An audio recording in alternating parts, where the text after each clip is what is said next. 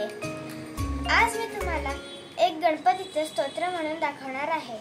श्री गणपते विघ्ननाशना, श्री गणपते विघ्ननाशना, मंगलमूर्ते मूषकवाहना, मंगलमूर्ते मूषकवाहना, तिमिरनाशिसी निज ज्ञान देऊनी, तिमिरनाशिसी निज ज्ञान देऊनी, रक्षिसी सदा सुभक्त लागुनी, रक्षिसी सदा सुभक्त लागुनी, खड्ग दे